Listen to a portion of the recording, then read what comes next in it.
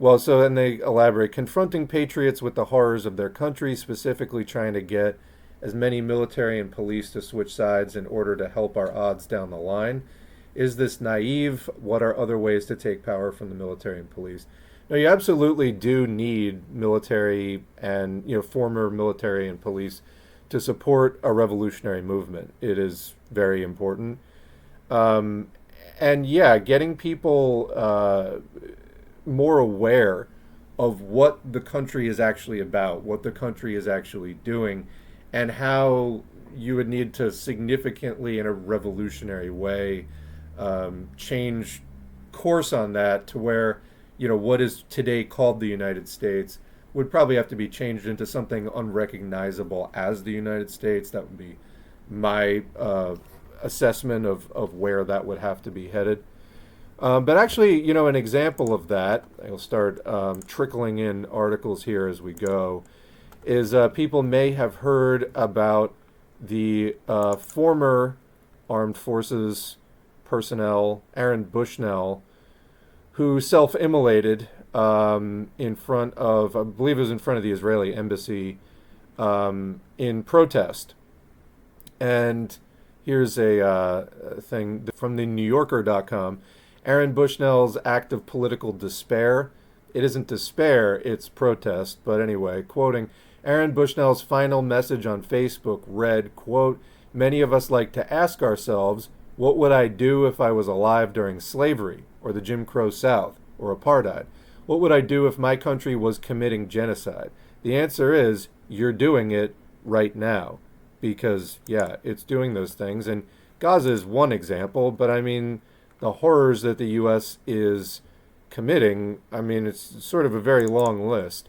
So anyway, it's going down. Shared some news also that people are trying to smear Aaron Bushnell as far as being like a Jew-hating person. This is completely fake, though, and there is a link that they provided. I'll give you the headline. So there's a Daily Dot article. The headline is, did Aaron Bushnell call for death to all Jews on a Reddit? And no, he didn't. And you see fake down at the bottom. I'm not a big fan of Snopes. I think that they do a lot of really crappy work. But even they said that that was fake. So, yeah, that's not true if you hear people spreading shit about Aaron Bushnell. And the Zionists are very concerned about that. They're very terrified about that. And so they're having to do op-eds like stop glorifying self-immolation. I don't know, stop papering over a genocide. How about that? So, yeah. I have a lot of articles actually about the kind of pushback that Joe Biden is getting on this. Let's do a little of that right now. Let me just see, what did I save this as? I was planning on getting into this a little bit later. So first of all, here's an article, and I'm probably going to have to just do headlines on a lot of these. This is from Middle East Monitor. Quote, genocide without any doubt in Gaza, says UN Special Rapporteur. This is from 2 weeks ago. So yeah, what Israel is doing is genocide. So ethnic cleansing, you may be familiar with that. The forced relocation, the destruction of housing. I mean, it's a systematic campaign of extermination so that Israel can go open settlements there later. That's what it's about. So yeah, this is a genocide. So how is the ruling party in the United States responding to this? Well, so Pelosi was out there claiming that no U.S. weapons have been used to carry out Israeli atrocities in Gaza. So that's actually incorrect. That is not factual.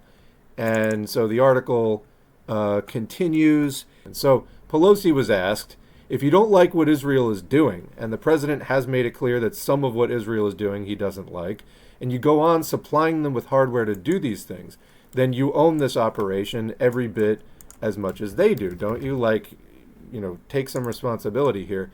And she said, quote, Pelosi said, quote, no, we don't. We don't. We have always supported Israel as our national security friend. largely because it was in our interest to do so. We had shared values. It's the only democracy in the region. The behavior of Netanyahu is, in my view, inexcusable. Blah, blah, blah. And she says, there's nothing we have sent since October 7th that has contributed to this brutality. Wow. So, however, the article continues, the United States government sends Israel more than $3.8 billion in military aid every year, and Biden is pushing Congress to approve another $14 billion for the country. A February 17 Wall Street Journal report cites unnamed U.S. officials who say that the U.S. is preparing to send Israel more bombs and weapons in the coming days, and then they list some of the details of what is in that proposed package there. And however, an Amnesty International investigation from last December found that U.S.-made munitions killed 43 civilians in 2 Israeli airstrikes days after October 7th. So yeah, that is continuing. But I think that more to the point, the U.S. just vetoed the 3rd resolution calling for a ceasefire. And also, they are directly militarily enabling this. See how U.S. Navy ships in the Mediterranean are positioned to support Israel. So this is from back in October, but after the current phase of everything started. So the U.S. is parking Navy ships around Israel. Why? Specifically to deter any other countries from getting the idea that, they could start more of a regional war to stop what Israel's doing. It says right here, quote, their mission, as stated by the DoD, is not to let the neighbors join the party. So it's a show of force. And Peter Daly, a retired U.S. Navy Vice Admiral and CEO of the U.S. Naval Institute, said, as laid out by the Secretary of Defense, their guidance, the guidance for the 14 ships parked off of Israel's coast, is, they're not just off of Israel's coast, but they include ones parked off of Israel's coast. The guideline is to make sure that there's no escalation around Israel. In other words, the U.S. warships are shielding Israel from any other interventions from any other country that might roll up tanks or fighter jets or whatever and say, hey, stop doing a genocide. So this is the actual state of things, and the Democrats really think that in the age of the internet, they can just gaslight people and just claim that things that are happening are not happening. And then that takes us up to today with the flour bag massacre. Now, if you haven't been on the news at all today, this is like just happening, I think. So this is a headline, dozens killed by Israeli fire in Gaza while collecting food aid. More than 100 were killed and about 750 Palestinians were wounded after Israeli forces fired at Palestinians trying to get flour for their families as famine stalks the strip. The Israeli offensive forces fired tanks into this group of starving people who were clamoring for food and lining up to get it. Why? Because they were, quote, making them feel unsafe. So Biden the other day was talking about how he was, and the ice cream PR stunt where he's standing there eating some ice cream. He said that a ceasefire was in the works and, would probably be rolled out next week.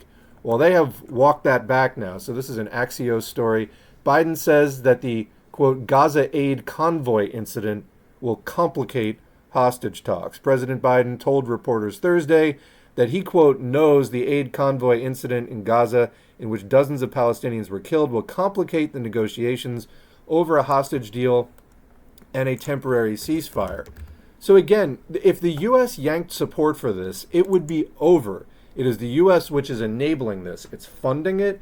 It's arming it. It is protecting it militarily with warships, and diplomatically or politically at the international level, they are vetoing anything that could get in Israel's way at all. So Biden, who also walked back his previous remarks about a possible ceasefire in Gaza by Monday, spoke to reporters shortly after a phone call with the Emir of Qatar.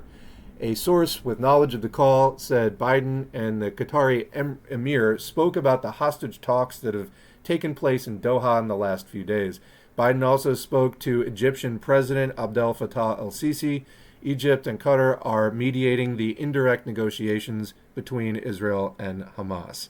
And again, it's always Hamas. It's not the Palestinian government, etc. There are questions about the legitimacy of Hamas as far as the ruling party in Gaza, because if you look up in 2006, 2007, there was basically a mini war between Hamas and Fatah. And so, like, the PFLP, for example, doesn't consider there to be a legitimate government because there haven't been elections in 15 years and that whole thing. But they always portray it as Hamas, where that is right now the default government. And, you know, if you talk to people on the ground, who are they mad at? Is it Hamas or is it Israel and Israel's enablers? So anyway, Biden and Sisi, quote, grieved the loss of civilian lives and agreed that this incident underscored the urgency of bringing negotiations to a close as soon as possible and expanding the flow of humanitarian assistance into Gaza, the White House said in a readout. So, I don't know. You know, there's new developments on this constantly. That article does go on.